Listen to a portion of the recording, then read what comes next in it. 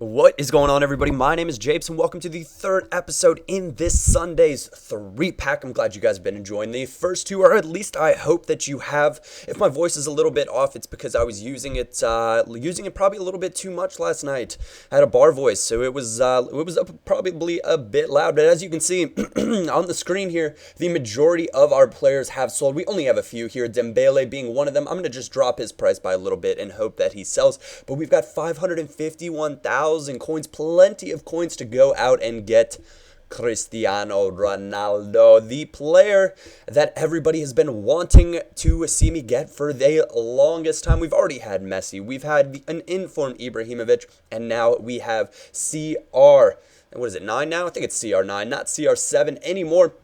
We've got CR9. We go pick up Varela. 1,500 coins set in a 4-1-2-1-2. He's going to be a sub player for us more than likely, so I'm not going to change his formation because I will be able to sell him on for more in a 4-1-2-1-2 than I would in a 3-4-2-1. We get Liedson for 700 coins. And guys, Liedson is actually I wouldn't say extremely, but he's actually a very strong player on this game. The only complaint I have is his work rates are a medium attack, high defense, but that's okay when you're playing as a lone striker with a right forward and left forward. So he's going to drop back almost as a center forward and let like Ronaldo or Nani or whoever. I use Ukra, I think, as my right wing and end up just substituting or switching Ukra back to left mid and putting Nani up at that right wing spot. So I can have be attacking mainly with Ronaldo and with Nani, and because I get Pepe for 750 coins, probably the best 750 coins center back I've ever gotten on this game. I've yet to really use Pepe as well. We've got, I think his name's Daniel Carioca. Yeah, that's not quite right. Playing our left center back, and we actually go out and get Manuel da Costa, the in-form Portuguese center back from the Russian league, and he is amazing, guys, amazing. One of the best in-form silver center backs that I've used on this game, hands down, bar none. 6'3", 80 defending, 87 heading. If that doesn't say something to you, I don't really know what will. I thought about moving him back into the central center back spot, but decided that he was, if it ain't broke, don't fix it. Just left him out on the win, doing a little bit of club maintenance because not all the players that we picked up are in a 3-4-2-1 formation. One of the perks of the 3-4-2-1 formation is that it's cheap. It's 200 coins, 250. I think I paid 300 max for a few cards in this episode. But we got to fill out the rest of the squad. Got Rui Patricio coming in at our GK spot. Going to be the keeper for us. Hopefully he won't get too much action. We end up getting Nani, the 87, for like 11,000 coins. The cheapest buy now for the 87 in a 3-4-2-1 was like 15,000, 16,000. So we'll for sure be able to sell him on for a little bit more once all is said and done.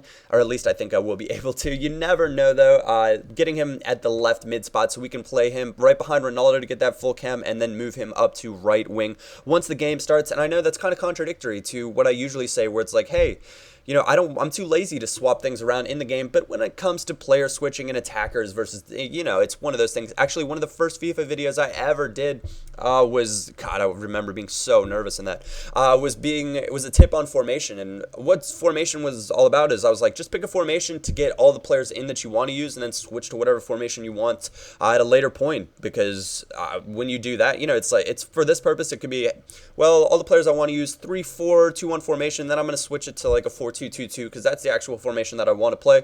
Move Ronaldo up, move Liedson back, or however you want to do it. But as soon as you go into the match with full 9 chem, they should stay on that full 9 chem all the way through.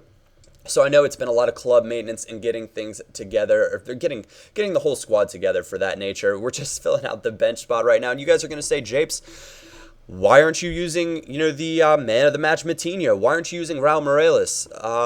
There are loads. Why aren't you using the informed Danny, for crying out loud? One, because I love Thiago. I think he's amazing on this game. He's got a medium work rate, 4-star skills, and extremely cheap. But the main reason that I'm not using them, it boils down to that work rate thing again. And I suppose, it might be time to maybe suck it up and create that custom formation so I can use whatever work rates that I want, whatever players, wherever I want. But for the most part, I don't really like changing them. And I like using defensive-minded players in those center mid spots to begin with. And I know Thiago's medium, but I believe it's Pedro Mendes who I have as my other, and we just pick up a 3-4-1-2 real quick on the screen right there because I think I'll be able to sell it on for a couple hundred coins more. I don't know, just some sporadic spot on of the moment trading. And this is 300 coins just to get our team sorted out so we can finally play a match with this Portuguese side.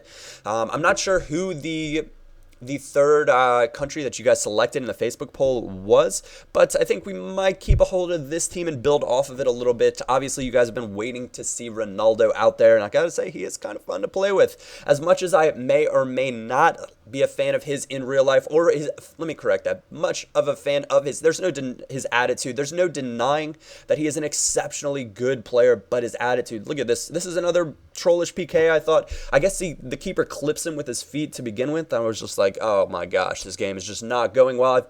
I was having those first game woes, and first game woes are just brutal. It's no fun. I knew going into this match that it was going to be like this as well, especially when I saw his team. 4-2-2-2 was Italian side. They're generally tough to beat, and I thought he was going to go right down the middle, and the I can't hear you celebration drives me absolutely nuts. So he knew how to get under my skin. I kept switching things. I kept switching my formation. Nothing was happening, but finally in the 87th minute, I catch a break, and Ronaldo is there to put it away, scoring his first goal for Dirty Talk Inc.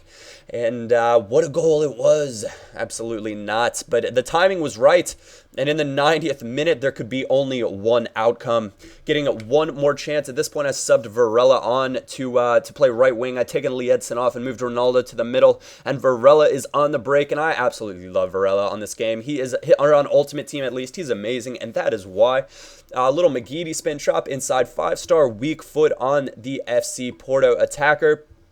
And thank goodness for that. I've even thought about playing Varela instead of Nani, because I don't know what it is about Nani on this game, but I do not like playing with him. He just seems like he's always got his thumb, poking around in his rear.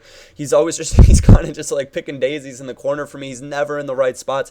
Obviously, there's no denying he's got 5-star skills, and having 5-star skillers out there is indeed excellent, but he's one of those players for me that's just like, I do not want to play any more matches with you.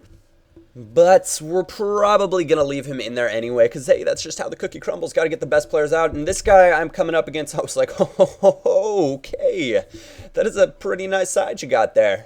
But unfortunately, the game freezes, and we're unable to play him. And you guys know me, I cannot be asked to sit here and wait on this loading screen. It's the most annoying thing in the world.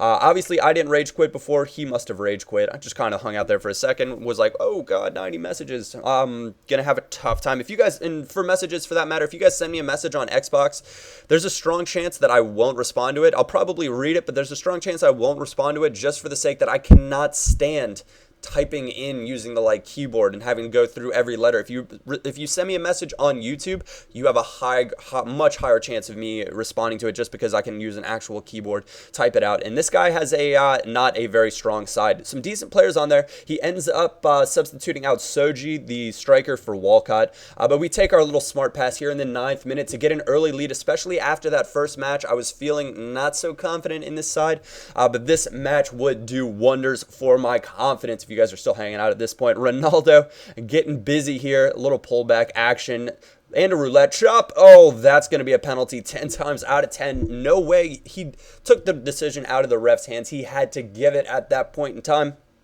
And this is where he's actually going to make the substitute and bring on Soji for Walcott.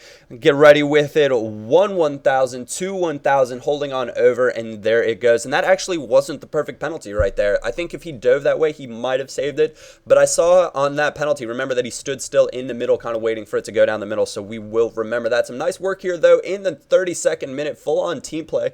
And this is kind of why I like Thiago. His ball control is excellent. His passing is good. He's got a beast of a long shot on him as well, though I haven't let one fly quite yet. And Ronaldo, little Rabona fake. Oh, God. Say it ain't. Boom.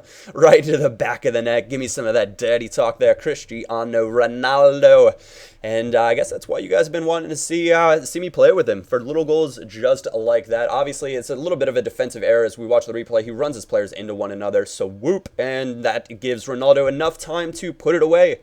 But we are on the break yet again here. Nani doing some nice work here. A little cancel on a Burba spin, which is quite a good move, and let the Burba fly that time. Tried to roulette inside of him to get a finesse shot off, but he gets taken down in the box, and there's only one type of penalty that can be taken from this point on. Oh gosh, Japes. Oh, the chip. Oh, feeling so cheeky at this point in time, but sometimes that is just how you need to play it. But there were, guys, I got to say, there were a bunch of skill goal opportunities that I just barely missed in this episode. I didn't show them all, but Lee Edson, have your cake and eat it too. Keeper error, roulette, Rabona over his head. Nice little chip from him there, throwing up the dirty D as his default celebration. Been a bit since we had seen that, but we're going to just let this one play out as we wind down this episode.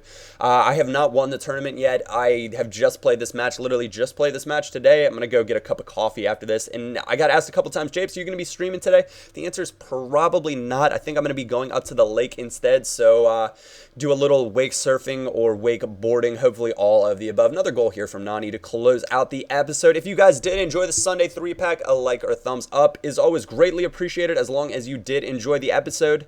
Other than that, we'll be back probably with the Path to Power tomorrow. My name is Japes, and I will catch you all next time.